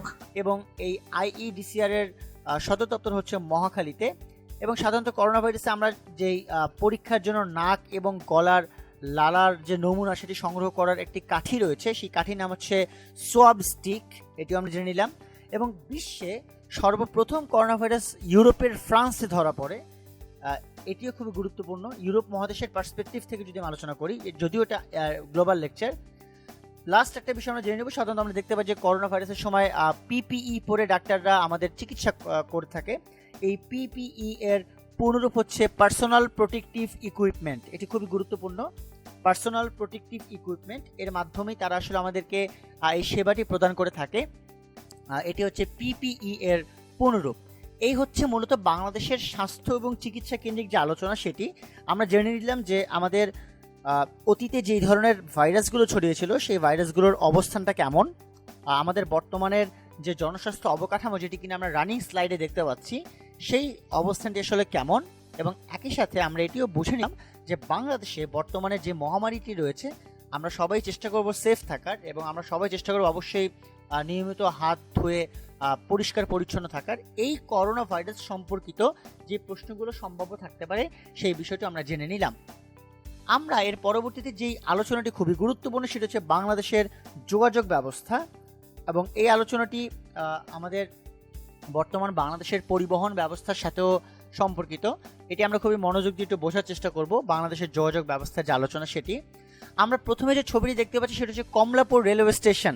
আমরা সবাই জানি বাংলাদেশের দীর্ঘতম রেলওয়ে প্ল্যাটফর্ম যেটি সেটি হচ্ছে কমলাপুর রেলওয়ে স্টেশন, এবং বাংলাদেশের যে রেল চলাচল আমরা সবাই জানি যে রেল চলাচলের দুটি প্রধান ধারা রয়েছে, এটি হচ্ছে ব্রড গেজ আর এটা হচ্ছে মিটার গেজ। এটি বাংলাদেশের ক্ষেত্রে, কিন্তু আমরা যদি এটি বলি যে বাংলাদেশে কত প্রকার রেলপথ আছে সেটি কিন্তু হবে 3 প্রকার। আমি আবারও বলছি, প্রশ্ন যেটি হবে বাংলাদেশে যদি প্রশ্ন আসে যে কত প্রকার রেলপথ রয়েছে সেটি হবে 3 প্রকার। সেই 3 প্রকার হচ্ছে ব্রড গেজ, মিটার গেজ এবং ডুয়েল গেজ। এই 3টি হচ্ছে বাংলাদেশের রেলপথের ধারণা। এবং আপনারা যে কমলাপুর রেল স্টেশনের ছবিটি দেখতে পাচ্ছেন, এই কমলাপুর রেল স্টেশনের স্থপতি যিনি তার নাম হচ্ছে বব বুই। তিনি হচ্ছে বাংলাদেশের কমলাপুর রেলওয়ে স্টেশনের একজন স্থপতি। এবং সবথেকে ইম্পর্টেন্ট বিষয়টি আমি প্রথমেই বলেছি, আমি আবারও বলছি যে বাংলাদেশের এই রেলওয়ে প্ল্যাটফর্মটি হচ্ছে যে কমলাপুরটি, এটি হচ্ছে বাংলাদেশের দীর্ঘতম রেলওয়ে প্ল্যাটফর্ম। এবং একটি জেনে নেওয়া দরকার, আমাদের বর্তমান বাংলাদেশের যে 64টি জেলা রয়েছে তার মধ্যে বাংলাদেশে রেলপথ রয়েছে সর্বমোট 44টি জেলায়। তার মানে হচ্ছে 20টি জেলায় আমাদের বাংলাদেশে এখনও রেলপথ নেই। এবং বাংলাদেশের রেলওয়ের যে অনেকগুলো কারখানা রয়েছে, সর্ববৃহৎ যে কারখানাটি সেটি যেখানে রয়েছে সেটি হচ্ছে নীলফামারীর সৈয়দপুরে, এবং এটি সর্ববৃহৎও বটে এবং একই সাথে সর্বপ্রাচীনও বটে। সর্বপ্রাচীন কথাটি বলার কারণ হচ্ছে এই নীলফামারী সৈয়দপুরে অবস্থিত যে বাংলাদেশের রেলওয়ে স্টেশনটি রয়েছে এটি প্রতিষ্ঠিত হয় 1870 সালে। এটি খুবই গুরুত্বপূর্ণ বাংলাদেশের রেলওয়ে স্টেশনের যে ধারণাটি সেই ধারণার ক্ষেত্রে। আমরা এর পরবর্তী ছবিটি দেখতে পাচ্ছি বাংলাদেশের নারায়ণগঞ্জের নদীবন্দর কেন্দ্রিক যে আলোচনা সেটি, এবং এই নদীবন্দরটিকে বলা হয় বাংলাদেশের প্রধান নদীবন্দর। অর্থাৎ এটি নারায়ণগঞ্জে যেটি আমরা দেখতে পাচ্ছি এটি বাংলাদেশের প্রধান নদীবন্দর। এবং এই প্রশ্নটি অনেকবার এসেছে যে নারায়ণগঞ্জের এই নদীবন্দরটি কোন নদীর তীরে অবস্থিত। উত্তরটা হবে শীতলক্ষ্যা নদীর তীরে। অর্থাৎ আপনারা এই ছবিতে যে নদীটি দেখতে পাচ্ছেন সেই নদীটি হচ্ছে শীতলক্ষ্যা নদীর ছবি। আমরা একটু ট্রেনে ফিরে যাব, কারণ আমরা একটি ট্রেনের গুরুত্বপূর্ণ তথ্য জানা আমাদের খুবই দরকার। সেটি হচ্ছে যে আমরা জানি যে বাংলাদেশ ভারত যে আন্তঃসীমান্ত রেল যোগাযোগ, এই রেল যোগাযোগ কিন্তু অনেক ক্ষেত্রে খুবই গুরুত্বপূর্ণ। এবং এই রেল যোগাযোগের যে শুরুটি সেটি আমরা একটু জানার চেষ্টা করবো যে ঢাকা কলকাতা রুট, এই ঢাকা কলকাতা রুটেই কিন্তু সর্বপ্রথম ট্রেন চলাচল শুরু হয়। এবং এই ঢাকা কলকাতা রুটে সর্বপ্রথম ট্রেন চলাচল শুরু হয় 2008 সালের 14ই এপ্রিল থেকে, অর্থাৎ নববর্ষ থেকে। আমি আবারও বলছি 2008 সালের 14ই এপ্রিল থেকে ঢাকা কলকাতা রুটে ট্রেন চলাচল শুরু হয়। এবং প্রথম যে ট্রেনটি ঢাকা কলকাতা রুটে গমন করে সেই ট্রেনটির নাম ছিল মৈত্রী এক্সপ্রেস। এটিও খুবই গুরুত্বপূর্ণ। এই হচ্ছে মূলত রেলওয়ে কেন্দ্রিক আলোচনা, অর্থাৎ কমলাপুর রেলওয়ে স্টেশনের যেটি প্রতিচ্ছবি সেটিও আমরা একই সাথে বুঝতে পারলাম। আমরা নারায়ণগঞ্জের নদীবন্দর সম্পর্কে জানলাম যেটি কিনা শীতলক্ষ্যা নদীর তীরে অবস্থিত। এরপর আমরা দেখতে পাচ্ছি মেরিন একাডেমি, বাংলাদেশের যেটি মেরিন একাডেমি সেটি চট্টগ্রামে অবস্থিত। এবং আমরা প্রথমে জেনে নিব এই যে মেরিন একাডেমিটি রয়েছে এটি প্রতিষ্ঠিত হয় 1962 সালে, অর্থাৎ এটি স্বাধীনতার পূর্বেই আমাদের এই বাংলাদেশে প্রতিষ্ঠিত হয় এবং এটি চট্টগ্রামে অবস্থিত। এবং এটি চট্টগ্রামে যেই জায়গাটায় অবস্থিত তার নাম হচ্ছে জলধিয়াতে অবস্থিত চট্টগ্রামের বাংলাদেশ মেরিন একাডেমি। এবং এটি বর্তমানে বিভিন্ন ট্রেনিং ইনস্টিটিউটের ক্ষেত্রেও খুবই গুরুত্বপূর্ণ একটি ভূমিকা পালন করছে। এই ছিল মোটামুটি বাংলাদেশের অন্যতম একটি যোগাযোগ ব্যবস্থা কেন্দ্রিক প্রশিক্ষণ স্থল। আমরা এর পরবর্তী দেখতে পাচ্ছি বেনাপোল স্থলবন্দর। এটি খুবই গুরুত্বপূর্ণ, যেটি কিনা যশোরে অবস্থিত। এই বেনাপোল স্থলবন্দরটি কেন বেশি গুরুত্বপূর্ণ? কারণ হচ্ছে এটি বাংলাদেশের সর্ববৃহৎ স্থলবন্দর এবং বাংলাদেশের স্থলবন্দর কর্তৃপক্ষ হিসেবে কিন্তু একটি কমিটি রয়েছে যাদেরকে বলা হয় বাস্তব কর্তৃপক্ষ। বাস্তব মানে হচ্ছে বাংলাদেশ স্থলবন্দর, এবং এই বাংলাদেশ স্থলবন্দর কর্তৃপক্ষটি এই বেনাপোল স্থলবন্দরকে নিয়ন্ত্রণ করে থাকে। এটি আমাদের জানা খুবই দরকার। এই প্রশ্নটি প্রায় আসে যে যশোরের বেনাপোল স্থলবন্দরটি কারা নিয়ন্ত্রণ করে? উত্তরটি হবে বাংলাদেশ স্থলবন্দর কর্তৃপক্ষ। এবং এটি আসলে বাংলাদেশের আমি একটু আগে বললাম যে এটি সর্ববৃহৎ স্থলবন্দর হিসেবে রয়েছে। এবং এই যে বাংলাদেশের স্থলবন্দরের অনেকগুলো স্থলবন্দর রয়েছে, তার মধ্যে যদি এর বাইরের প্রশ্ন আসতে পারে এরকম যে মিয়ানমারের সাথে বাংলাদেশের একমাত্র স্থলবন্দরটি কোথায় অবস্থিত? উত্তরটি হবে টেকনাফে অবস্থিত। আমি আবারও বলছি, মিয়ানমারের সাথে বাংলাদেশের একমাত্র স্থলবন্দরটি কোথায় অবস্থিত? উত্তরটি হবে কক্সবাজারের টেকনাফে অবস্থিত। এটিও আমরা জেনে নিলাম। আমরা দেখতে পাচ্ছি এর পরবর্তীতে ন্যাশনাল মেরিটাইম ইনস্টিটিউট। খুবই গুরুত্বপূর্ণ একটি জায়গা, কারণ এটি হচ্ছে চট্টগ্রামে অবস্থিত প্রথমত, এবং এটি একটি ট্রেনিং সেন্টার হিসেবে বিখ্যাত। ন্যাশনাল মেরিটাইম ইনস্টিটিউট বাংলাদেশের মেরিন যে একটি অবস্থান রয়েছে তার উন্নয়নের ক্ষেত্রে খুবই গুরুত্বপূর্ণ একটি ধারণা। চট্টগ্রামের অবস্থানটি আমরা জেনে নিলাম। আমরা এর পরবর্তীতে যেটি দেখতে পাচ্ছি আমাদের বিমান পথ। আমাদের বিমান পথে বিভিন্ন যোগাযোগের ক্ষেত্রে আলোচনা। এটি হচ্ছে হযরত শাহজালাল আন্তর্জাতিক বিমানবন্দর। এটিও খুবই গুরুত্বপূর্ণ, কারণ এই অর্থে গুরুত্বপূর্ণ কারণ বাংলাদেশের সর্বমোট আন্তর্জাতিক বিমানবন্দর হচ্ছে 3টি। এই 3টি বিমানবন্দর, একটি হচ্ছে হযরত শাহজালাল আন্তর্জাতিক বিমানবন্দর ঢাকা, আরেকটি হচ্ছে ওসমানী আন্তর্জাতিক বিমানবন্দর সিলেট, এবং চট্টগ্রামের শাহ আমানত আন্তর্জাতিক বিমানবন্দর। অর্থাৎ এই 3টি হচ্ছে বাংলাদেশের আন্তর্জাতিক বিমানবন্দর। এবং বাংলাদেশ বিমানের যিনি কিনা প্রথম মহিলা পাইলট, আমরা কিন্তু তাকে নিয়ে আলোচনা করেছি। তার নাম হচ্ছে কানিজ ফাতেমা রোকসানা। যেহেতু তার নামটি আসলো, আমরা একটু রিপিট করে নিলাম আমাদের ডিসকাশনটি, আমাদের আলোচনাটি চালু থাকলো যে বাংলাদেশের বিমানবন্দর কেন্দ্রিক যে ডিসকাশনটি। আমরা একটু জেনে নিব যে এই আমরা যে বিভিন্ন সড়ক পরিবহন ব্যবস্থা, সেক্ষেত্রে আমরা ইদানিংকালে যেটি দেখতে পাচ্ছি আমাদের বাংলাদেশের অভ্যন্তরে অর্থাৎ ঢাকা, রাজধানী ঢাকার অভ্যন্তরে মেট্রো রেল কেন্দ্রিক একটি আলোচনা হচ্ছে, যেটি কিনা প্রশ্ন আসতে পারে বিভিন্নভাবে। আমি একটু বলে রাখি, যেমন ডেমু, আমরা ডেমু শব্দের একটি নাম শুনেছি, ডেমু রেল। এই ডেমু শব্দের অর্থটি কি আমি একটু বলে দিই। ডেমু শব্দের অর্থটি হচ্ছে diesel electric multiple unit, DEMU। আমি আবারও বলছি, সবাই যদি পারেন শিক্ষার্থী বন্ধুরা তাহলে একটু টুকে নেবেন, DEMU, diesel electric multiple unit. এটি হচ্ছে ডেমু। এবং এই হচ্ছে বাংলাদেশের পরিবহন ব্যবস্থা, যেটি সেই পরিবহন ব্যবস্থার ক্ষেত্রে অন্যতম কিছু অবস্থান। এটি আমরা মোটামুটি ডিটেলসে জেনে নেওয়ার চেষ্টা করলাম। এর পরবর্তীতে আমাদের যে আলোচনাটি সেটা হচ্ছে বাংলাদেশের ডাক ও টেলিযোগাযোগ। খুবই গুরুত্বপূর্ণ একটি আলোচনা। বাংলাদেশের ডাক ও টেলিযোগাযোগের ক্ষেত্রটি কেমন বর্তমানে রয়েছে। আমরা দেখতে পাচ্ছি বাংলাদেশ টেলিকমিউনিকেশন কোম্পানি BTCL তারা যাত্রা শুরু করে 2008 সালের 1 জুলাই। আমরা BTCL যারা কিনা বর্তমানে বাংলাদেশের টেলিফোন থেকে শুরু করে মোবাইল পদ্ধতি যেটি রয়েছে সেটিকেও তারা কিন্তু নিয়ন্ত্রণ করে থাকে। এবং সবথেকে গুরুত্বপূর্ণ হচ্ছে এই BTCL এর দ্বারাই কিন্তু বর্তমানে বাংলাদেশের যে টেলিফোন ভিত্তিক কর বা মোবাইল ট্যাক্স আমরা যেটাকে বলি, সেই বিষয়টি নিয়ন্ত্রিত করা হয়। জেনে নিতে হবে আমাদের, যেটি আমরা তথ্য প্রবাহে দেখতে পাচ্ছি, বাংলাদেশের এই টেলিকমিউনিকেশন কোম্পানি যাত্রা শুরু করে 2008 সালের 1 জুলাই, 1 জুলাই থেকে তারা এই যাত্রাটি শুরু করে। সেলুলার ফোন যেটি, সেটি কিন্তু অনেকটা মোবাইল ফোন, মুঠো ফোন যেটি আমরা বলি না কেন, তো সেলুলার পদ্ধতির যে ফোন ব্যবস্থা এটি কিন্তু ঢাকায় প্রথম যেটি চালু হয়, আমরা দেখতে পাচ্ছি ঢাকায় প্রথম সেলুলার পদ্ধতি টেলিফোন ব্যবস্থা চালু হয় 8 আগস্ট 1993 সালে। এবং মোর ইম্পর্টেন্টলি আমাদের জানা দরকার, এই সময়টি থেকে কিন্তু বাংলাদেশে যে টেলিকমিউনিকেশন সেকশনটি, সেই সেকশনটি অনেক বেশি উন্নয়ন শুরু করে। এবং এই সেলুলার পদ্ধতির টেলিফোন ব্যবস্থাটির মাধ্যম পরবর্তীতে কিন্তু আমরা দেখতে পেয়েছি কীভাবে মোবাইল সংক্রান্ত, সিম সংক্রান্ত, অর্থাৎ ক্রমান্বয়ে যে উন্নয়ন পদ্ধতিটি সেটি কিন্তু ধীরে ধীরে শুরু হয়। আমরা অনেক সময় ভূ উপগ্রহ কেন্দ্র সম্পর্কে বিভিন্ন আলোচনা শুনি।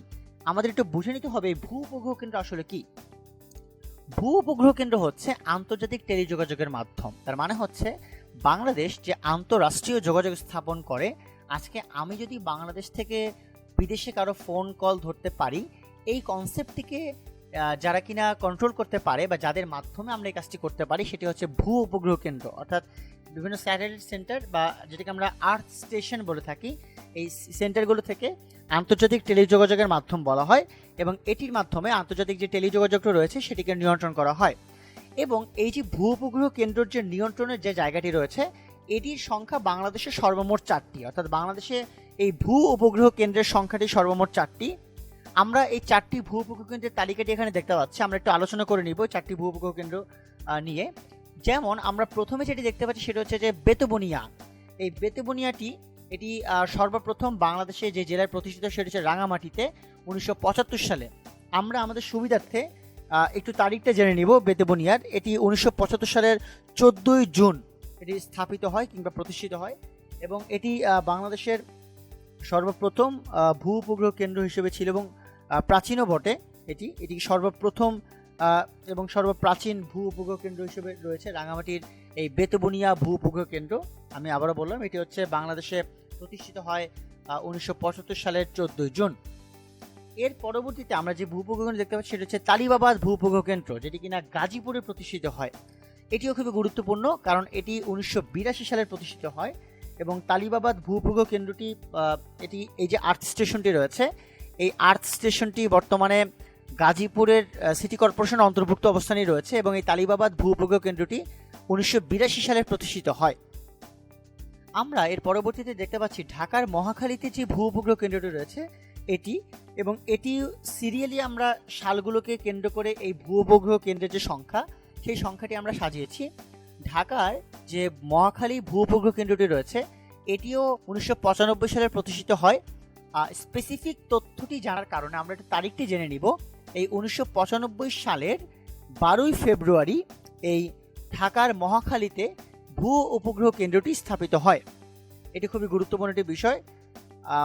এবং সর্বশেষ যে ভূ উপগ্রহ কেন্দ্রটি স্থাপিত হয় সেটি হচ্ছে সিলেটে এবং এটির নাম হচ্ছে সিলেট ভূ উপগ্রহ কেন্দ্র, যেটি কিনা 1997 সালে প্রতিষ্ঠিত হয়।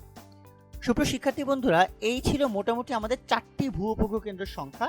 আমরা এটি বোঝানোর চেষ্টা করলাম যে বাংলাদেশে যে ডাক ও টেলিযোগাযোগ রয়েছে এখানে আমাদের অনেক ডিটেইলস আলোচনা রয়েছে, কিন্তু আমরা এত বেশি পড়বো না, এত বেশি পড়ার দরকার আসলে আমাদের নেই। আমাদের কাট টু কাট সেই ইনফরমেশনটুকু জানা দরকার যে ইনফরমেশনটুকু আমাদের বিশ্ববিদ্যালয়ের ভর্তি পরীক্ষায় বিগত বছরের প্রশ্নে চলে এসেছে কিংবা আমাদের পরবর্তী পরীক্ষায় ইম্পর্টেন্ট বা যেই সিলেবাস ভিত্তিক অপশনের মধ্যে আমাদের পড়াশোনাগুলো রয়েছে।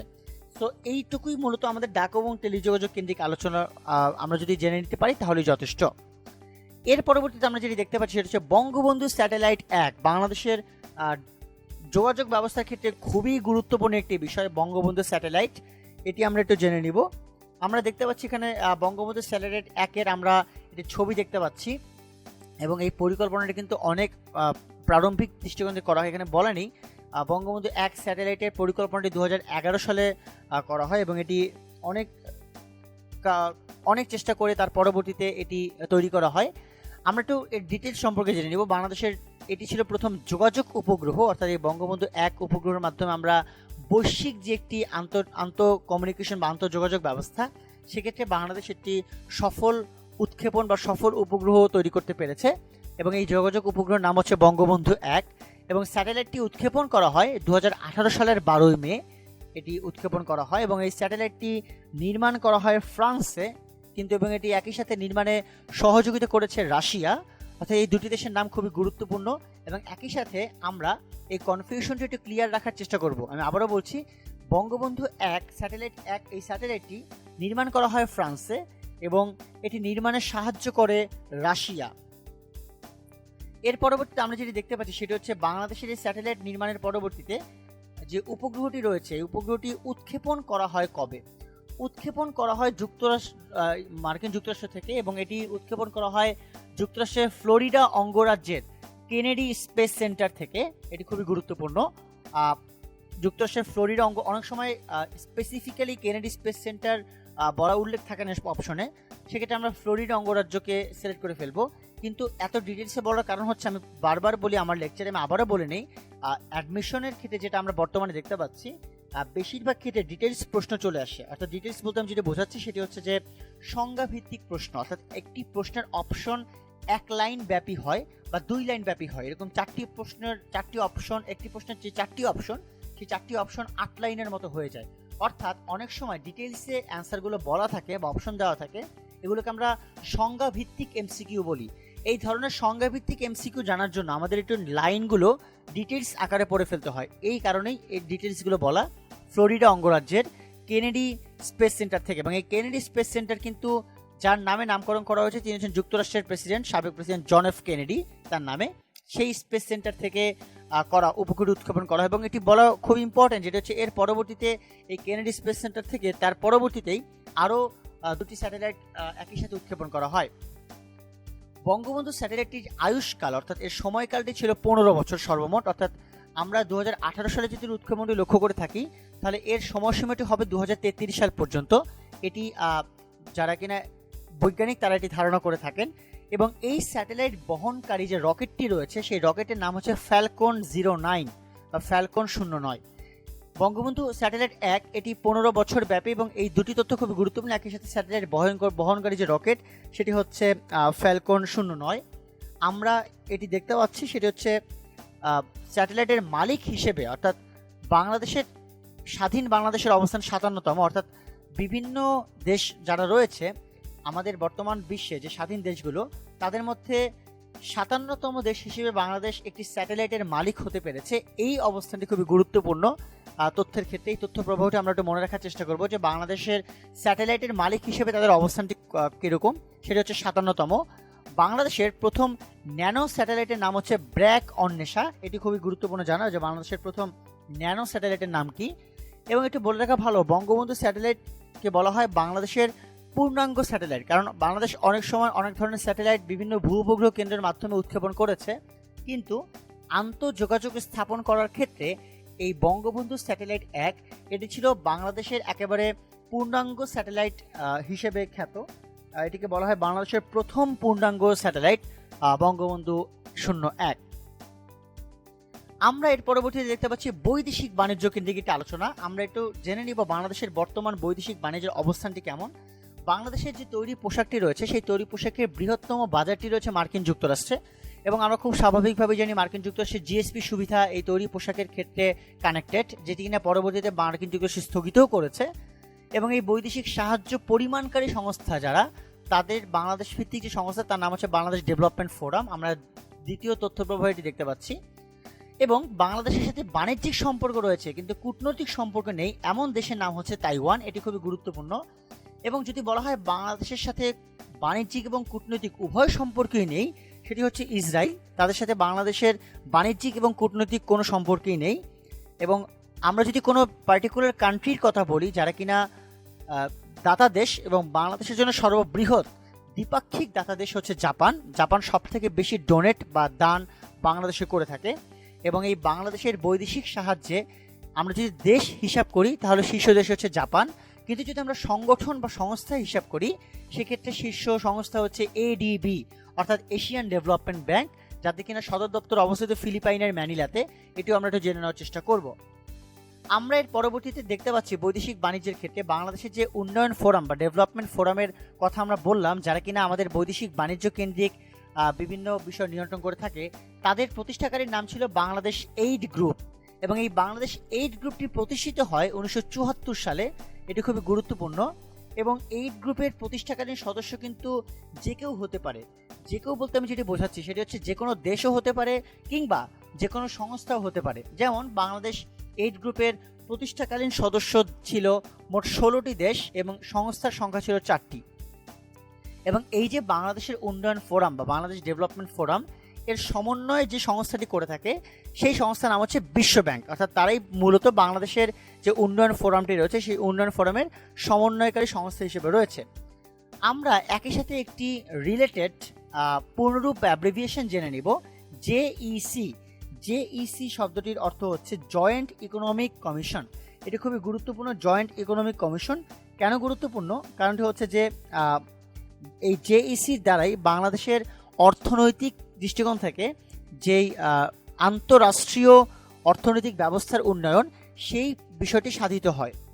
এই কারণে পূর্ণরূপের জয়েন্ট ইকোনমিক কমিশন কনসেপ্টটি জানা খুবই গুরুত্বপূর্ণ।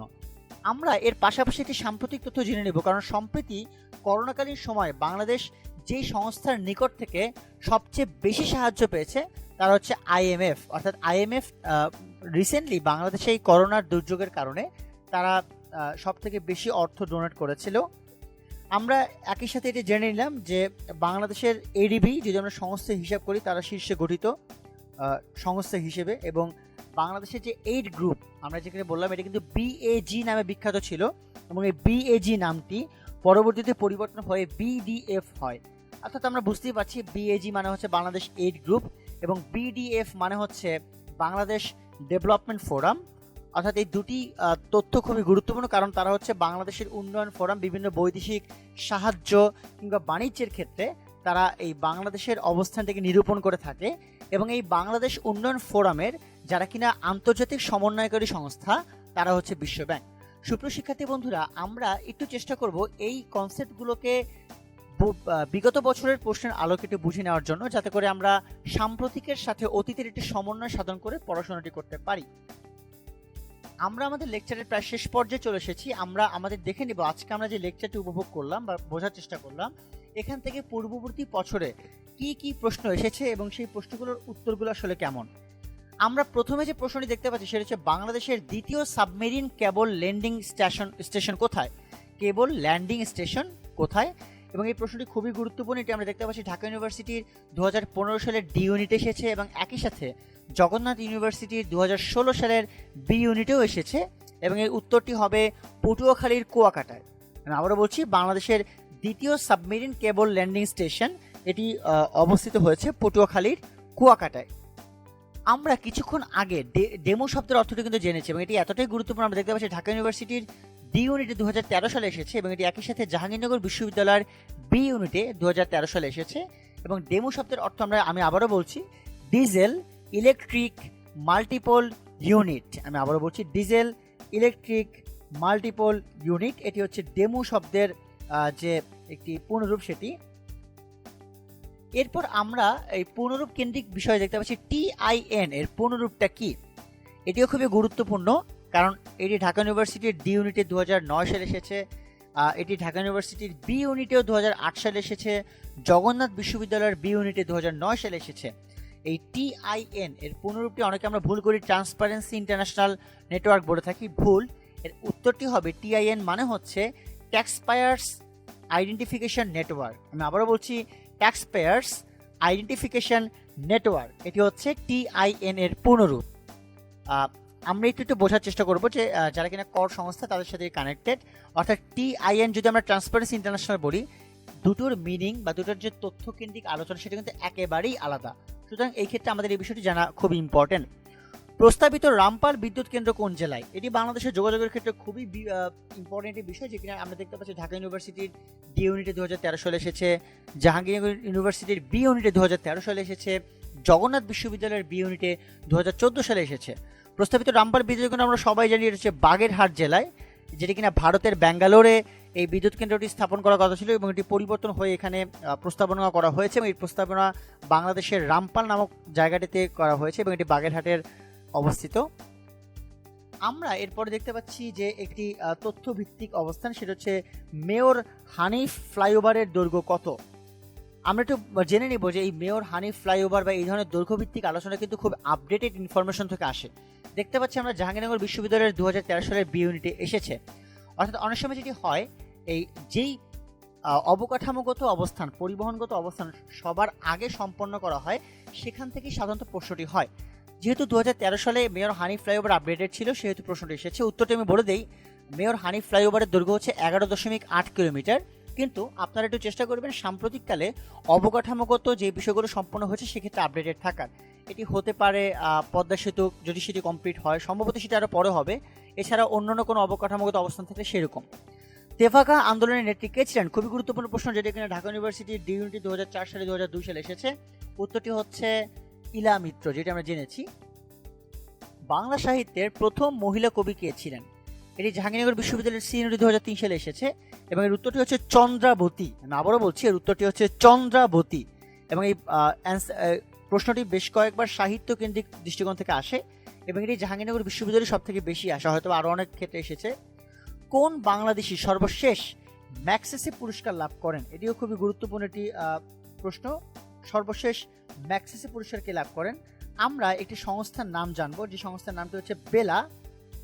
কেন এই নামটা আমি বললাম? কারণ এই সংস্থার যিনি প্রধান তিনি আসলে ম্যাক্সেসে পুরস্কারটি লাভ করেন এবং এই নারীর নাম ছিলেন সৈয়দা রিজওয়ানা হাসান।